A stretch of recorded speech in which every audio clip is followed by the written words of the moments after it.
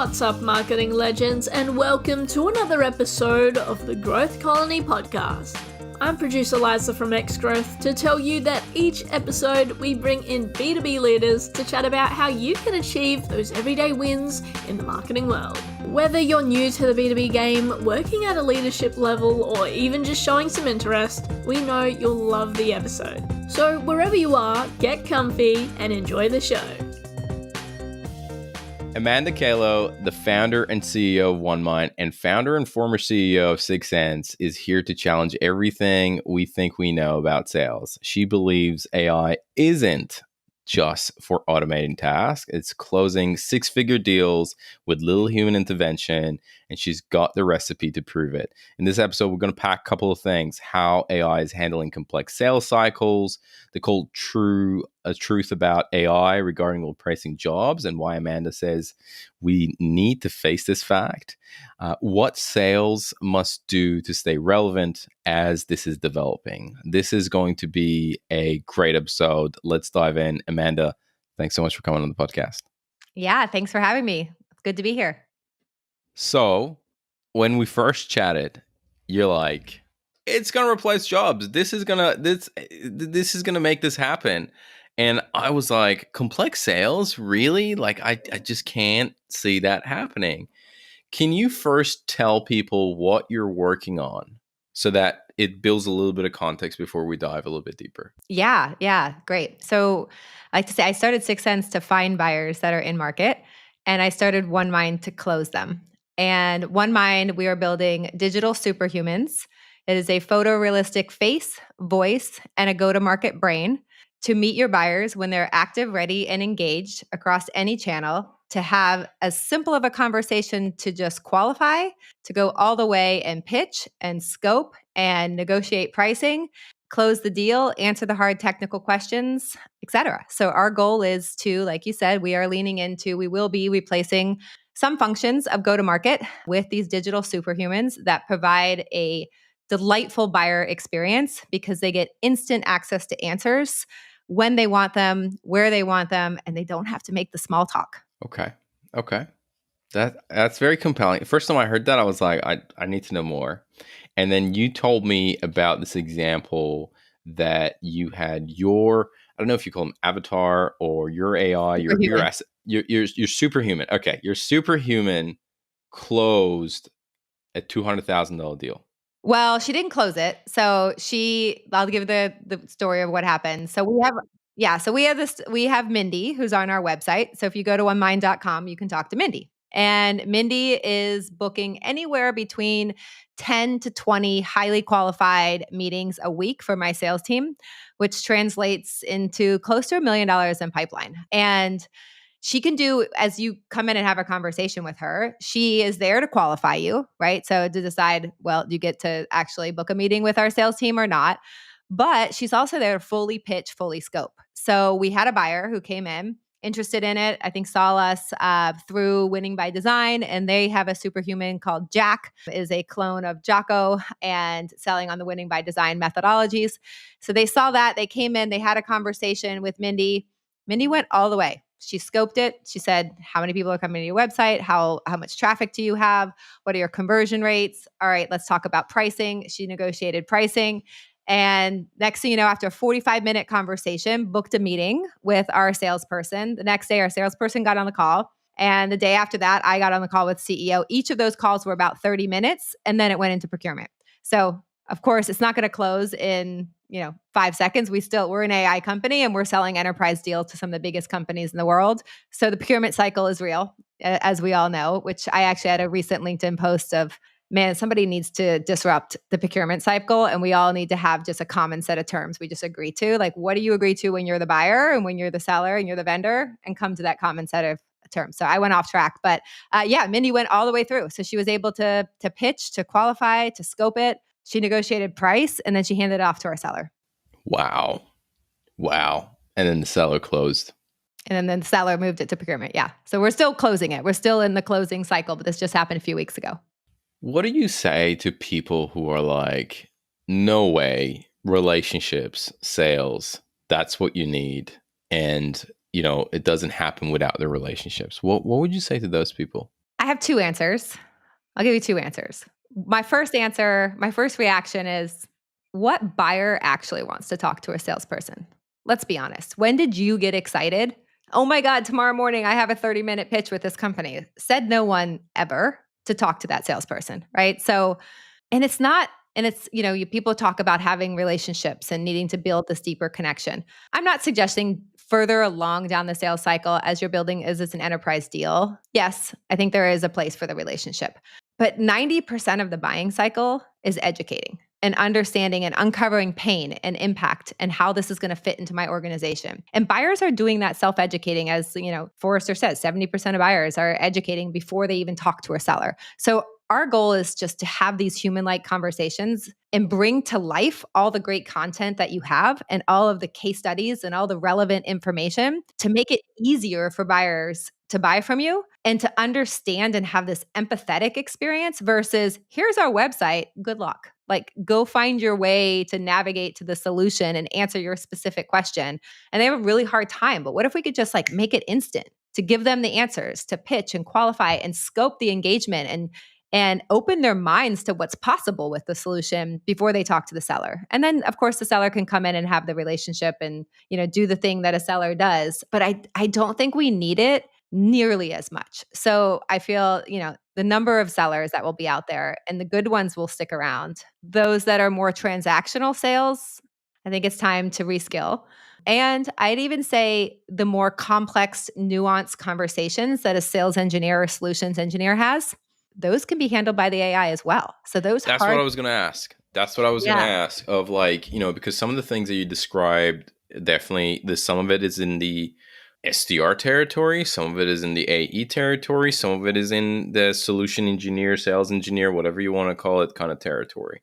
And is it correct to say you're seeing across that board a lot of it being disrupted? Fully. So I look at it on two continuums. So one being, think of the high volume PLG SMB business. You've got this long tail, especially for PLG companies who have tens and hundreds of millions of free trial or pay as you go users. And there is no business model to put a human on that, right? You're not going to go call when you have 100 million free trial customers. There's diamonds in there, but you can't go put a person on that because there's that it's just way too expensive, right? You're not going to get the economics. So what if you could put a superhuman to call all of those people? What if the superhuman could have a conversation where you never could before? So in that so some people think of that as more the transactional world, right? So this is I can go have unlimited conversations for the long tail. On the flip side, the other place that we're seeing almost every single one of our customers, they start out with this concept of an inbound superhuman to have conversations, to elevate the experience that's happening on the website. But immediately afterwards, they go to, well, wait, can that superhuman just join all my sales calls and provide assistance to my sellers? So when that hard technical question comes in, and what they typically will do, the seller will either one, hallucinate and make up an answer, not good for anyone, or two, say, if they did the right thing, they say, I don't know the answer, I need to get back to you. What if immediately they could say, hey, Mindy, could you answer that last question? The superhuman jumps in, shows a slide, answers the question, gives the demo, does the thing that a sales engineer or solutions engineer would do, and she's infinitely available. So she's not just on calls with your best AEs and your enterprise reps. She's actually on calls with your commercial team. She's on your SDR calls. So she's just there waiting to answer any of those hard questions as they come. And what does that do for the business is it shortens the sales cycle. So now I went from, because anytime you got to do a follow-up or schedule another meeting, what happens? Another week. It's weeks. It's, it can be sometimes months by the time, I get the answer back, and then I have to re-engage the buyer. And then you got to rope them back into okay, now I got to get you, let's pick up where we left off, right? So what if you could just keep going because that question got answered? Where do you see the most disruption in your mind? Is it SDR? Is it AE? Is it sales engineer? Where do you think, which role do you think is going to, from what you're doing, is going to be impacted the most? Well, one is the SDR for sure. So especially the inbound SDR. I am staying away from the outbound world with a 10-foot pole. I feel like that's a race to the bottom. It is hyper-personalized spam, the way I see it. We're so many AI SDR companies out there that are, sending these messages, and There are so many spam filters that are slowing them down, so they're unable to get their motions going. I'm like, the world of 6sense is finding buyers. I'm not in that world. But once you have somebody on there on the website, so inbound, I think that is the number one. Inbound would be the number one. Close second would be the sales engineer. So the solutions engineer that joins the call. And they're the most expensive resource on your sales team, right? So their OT is usually 350, 400, and, not looking at like commissions, like, they are a high value resource. And it's usually a 10-to-1 ratio from an AE to a sales engineer. Imagine, and those only your best AEs get them. Imagine everyone gets a sales engineer, and it costs pennies versus hundreds of dollars. And oh, by the way, she's not going to hallucinate, and she's going to give the right answer, and she's going to facilitate that relationship. She's going to build trust between the buyer and the seller, because the seller is there to facilitate that conversation and lean on, hey, I'm going to lean on my AI to help me with this question. And then it makes them look good. Like, it gives them like the confidence that, oh, they've got the right, here comes like the answer. And she, when the superhuman speaks, she says it with confidence. Like, she's the smartest person in the room. That's our tagline. Do you think, I'm keen to get your thoughts on, what is the impression that leaves for the buyer? Does the buyer look at this and goes and says, this is an AI and, it can't bullshit me about what they do? Or do they go and be like, I don't really want to talk to an AI, or not that they go, I don't want to talk to an AI, but they have a negative reaction that they're getting the response from an AI when there is a human there. What are you seeing in terms of buyer behavior on that front? Yeah. Just like, I'm not everyone's cup of tea. A superhuman won't be everyone's cup of tea, right? So not everyone's going to want to talk to the superhuman. Let's go back to the days think of like when we used to get in taxis. I mean, nobody does it anymore, right? But when Uber first came out, I'll never forget the day somebody told me, oh, this is company Uber, and you get in a stranger's car. And I was like, fuck no. Am I going to rent out my house to a stranger to make some extra money? Most people are like, no, I'm not letting somebody sleep in my bed, right? So there is that like, oh, am I going to talk to a superhuman versus talking to a human? Some people are going to say no, but then there's going to be early adopters that do it. And if you think about it from our buyer's perspective, you're simply opening up a channel and you're giving your buyers an option. You're giving them an option to have always on, immediate access to answers when they want them without the small talk. I can be cooking dinner for my 2 young kids. They can be screaming over me, and I can be learning about the next tool, the next piece of software that I'm thinking about, because I can have a conversation and I don't have to have my makeup done and my hair and blah, blah, blah. Like, I can just learn and have somebody listening to me empathetically and respond back with. Sellers they have the best of intentions, but even the best sellers have a hard time with like the concept of solution selling, to listen and uncover the pain and then turn that into, here's the solution. Oh, and by the way, here's a case study that goes with it with somebody else who had your same pain. They do a really bad job of it. And not because they don't have the best of intentions, but we just have capacity limitations as humans. Our brains are only so big. And this is why I think the superhumans will excel in the sales engineer role, is that it has unlimited capacity. So you can put in, like we're talking to a company like Databricks, where they have a horizontal platform. They can sell to every industry and every vertical, and who doesn't have a data challenge? And it's really hard for their engineers to get in, and their growth engineers to understand the nuance of each business, but the superhuman can. So when you have a very complex business that spans across different verticals and industries and horizontals and size of companies and size of deals, like HubSpot sells to like super SMB all the way up to an enterprise, right? How do you train the seller to have those separate conversations with different value propositions, for your different buyers? But the superhuman can, and it's like really fascinating to watch. A lot of companies, AI is a big buzzword. A lot of companies are investing in it, and we don't even need to get into the deep seek kind of conversations. But there's a lot of organizations, and I'm not even talking about the big cats. I'm not talking about the Microsofts and the Metas and AWS and all that stuff. But a lot of organizations are looking at investing in AI. What do you think they get wrong when it comes to investment in AI?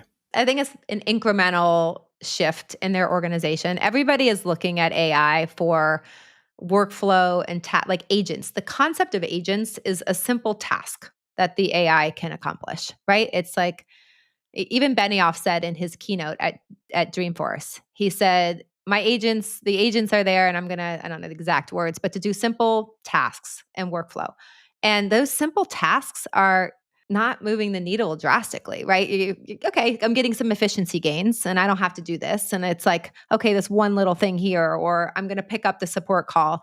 But I see AI as a way, like I'm thinking, 2 years out from now, like actually yesterday, I literally had this like massive aha moment. I was like, oh shit. It's not going to be just humans talking to superhumans. It's like obviously the superhuman to superhuman. So then what does that look like, right? Like, so I'm like scrambling with my team, like, oh, we got to make sure we store this data in a way that agents can talk to, like we can talk to agents and get the information and synthesize what's needed and then come back up with a result. Like that's the future, right? The combination of that, right? Like taking the human completely out of both sides, which we were just thinking of taking the human out of one of the, out of the seller side. But what about the buyer? Taking out of the buyer side too. Like, okay, I'm going to go buy CRM. Go do all the research. Here's my needs. Here's my pain. And then come back with the right solution. And tell me, what do you recommend after you go talk to all the agents and figure out all the data?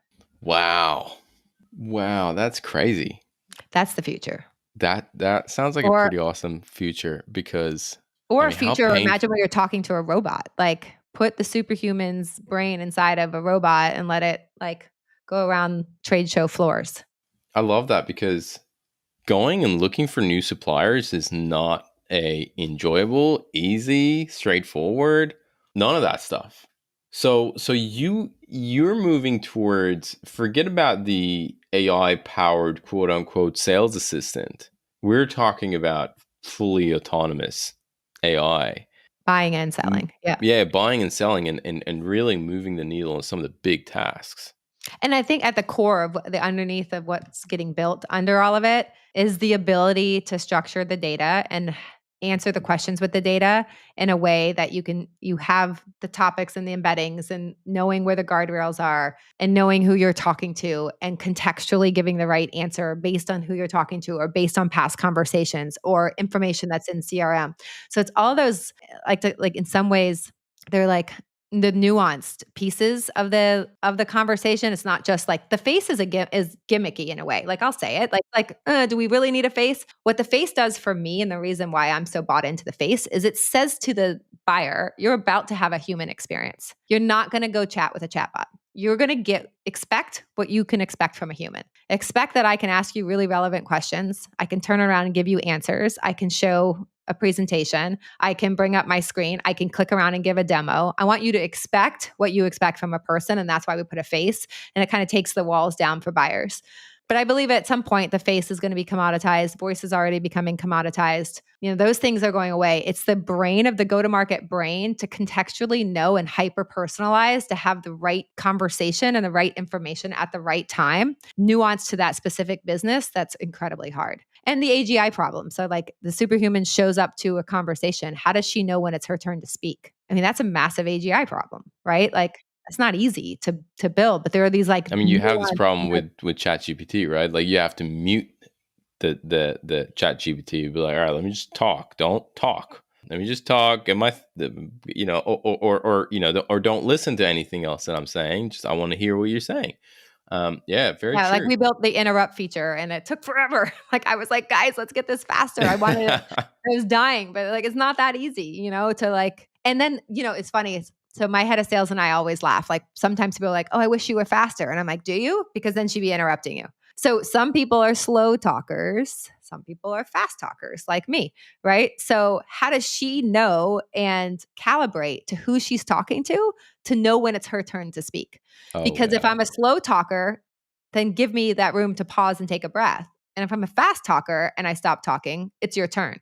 That's another AGI problem. Like all of those things are not easy to do and to do well. And so at the end of the day, in order to have like an enterprise conversation, she has to do those things very well. Amanda, where do you think this breaks down? Or where are you experiencing it breaking down right now? I don't know.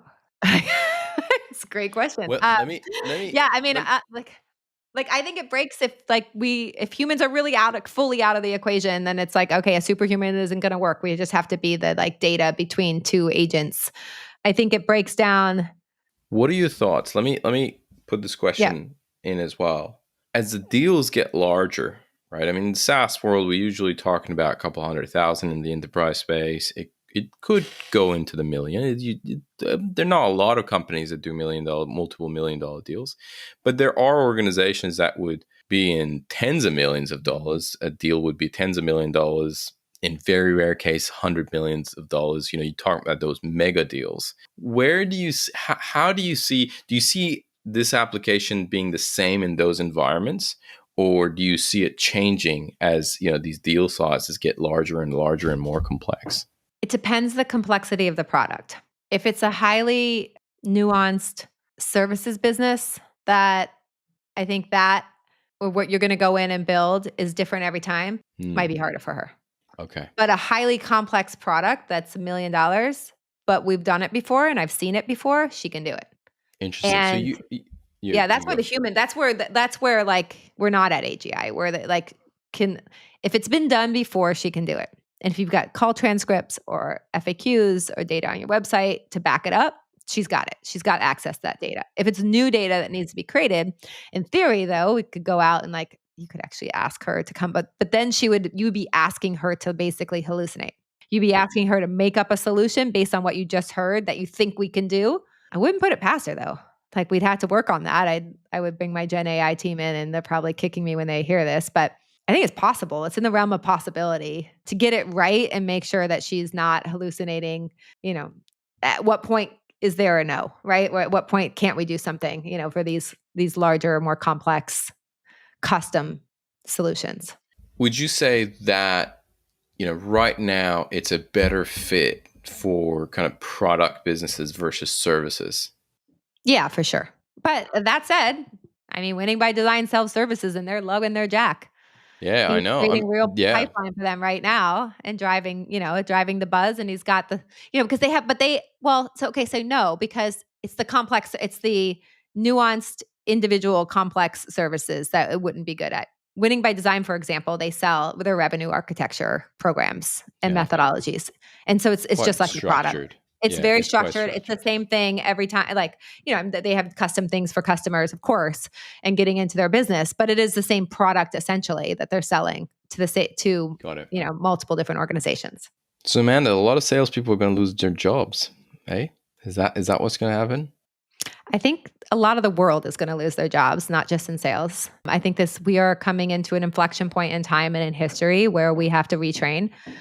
And we have to learn how to work in the environment that we are. I think it's incredibly exciting. Like I love thinking about how I can replace everything I do every day. And I'm hiring people that want to replace themselves. I have a ongoing joke. It's not real because I haven't figured out how to technically do this with the team. But I would, I say that I'm looking for a way that if you replace yourself fully, I'll fully vest all your shares. Right. So what can I do? We'll move we'll take your 4-year vesting cycle and we'll fully vest all your shares and you're good if you can get your job replaced fully. I don't have board approval yet to do that. Haven't really figured out the nuances of that. There's a lot of complications behind it, but conceptually I love it. And conceptually, those are the types of employees that I want and that how are we building to the new world? In a world where who actually wants to do these tasks and who really wants to have these repetitive conversations, cold calling and having the first line of qualifying somebody? That's not the funnest job inside of a company, right? So maybe the sales engineer job is, so that's one that I think is kind of a lifetime. It's a skill and it's highly skilled, but yeah, it's a new world and we all have to wake up to it. You're telling me about the story because that's not something a lot of people like to hear, and you could tell a lot of people go and say, no, it's not going to replace anybody. It's just a person. Yeah. Yeah. Well, or a person who uses AI is going to replace the person who doesn't use AI. That's the argument. And you were telling me about the story of I don't know if it was a colleague of yours or one of your friends who spat on you for saying that. Is that? Yeah. I was at a kid's birthday party and, a mom who is in sales heard what I was doing, and I've known this person for a very long time. And yeah, she full on spat in my face. I think what you're doing is awful and bad for humanity. And I understand where she's coming from. It's hard. Change is hard. Change is hard for everyone. But I want to be on the side of being a part of it. And I believe it's super exciting. I believe it opens a lot of new opportunities for us. And I want to be a part of it. I don't want to be run over by it. So I want to build it, not be hit by it.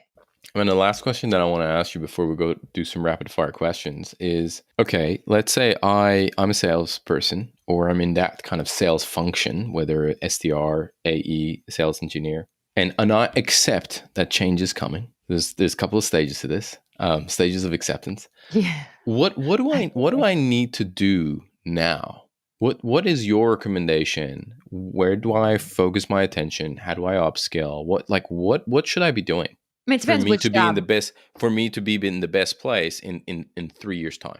Yeah, go be a part of these AI companies that are doing this and not the traditional enterprise SaaS software companies that I think a lot of those we're hurting and are going to continue to hurt as there's new ways of doing things. Like why do we need to store data in the way we did before when you can have instant access to the answers? Like we did that because humans had to get at a record and get at information to help them in their workflow. If we actually think about the workflow shifting, my recommendation is go be a part of those companies. And, whether it's not, you may need to go into a different job and a different role. Like my neighbor across the street was a data scientist and he said he was having a hard time, finding a role, like because there aren't as many as there used to be. And so I said, hey, let me connect you to my head of Gen AI. And next thing you know, he's now working and helping us with our prompt engineering, so he had to reskill. And yeah, he may have to take a few steps back, but we're so early to all of this that if you start getting in and understanding how to use these tools and how to use them for a specific domain, you're going to be way ahead of the curve on whatever field you decide to get into. And yeah, what are some of the tools that are on your radar that you think are very important to learn how to use? I mean, there's just like learning how to build an agent, like build your own agent, figure out a task that you're doing in your life, in your day, and build your own agent. And go do that and go replicate something that you're doing. Try to jump in and then see how they do it different. Like go into Claude and go into Gemini and go into OpenAI and GPT and just try it in the different ways and see the different models and understand the different models and what they're capable of and which I should use and be able to talk the talk. I think that's baseline. Wow, this has been awesome. I got some rapid fire questions for us before we wrap up. First question. What is one resource? It could be a book, a blog, a podcast, a talk, whatever it is, that in the past, maybe around 3 to 6 months, you've come across that you've been very impressed by or it had a pretty profound impact on you. All right, I'm going to shift the questions. I'm not going to say in the last 3 to 6 months. I'm just going to say the one that's had the most profound impact on my life is kind of funny that I would say this. It's ironic. The name of the book has nothing to do with that, what actually the book is about. It's called The Greatest Salesman in the World. So I don't know if you've ever read have you ever read The Greatest Salesman in the World? I haven't, no. It's actually not about being a salesman, which is funny because it's my favorite book as I go in and try to disrupt the sales job. But basically what it is I think it's 10 different scrolls. I can't remember, but you read them one scroll twice a day. It's a few pages. You read it to yourself in the morning and then you read it out loud before you go to bed at night. And it's just changing your habits and your mindset.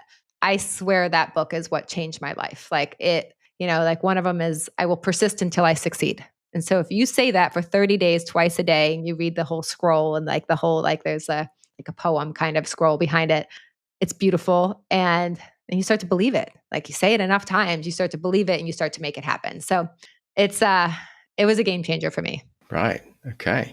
I'm going to check this out. I got it open right here.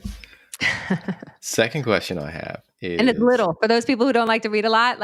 I'm more of a podcast listener type of person. This is it's little.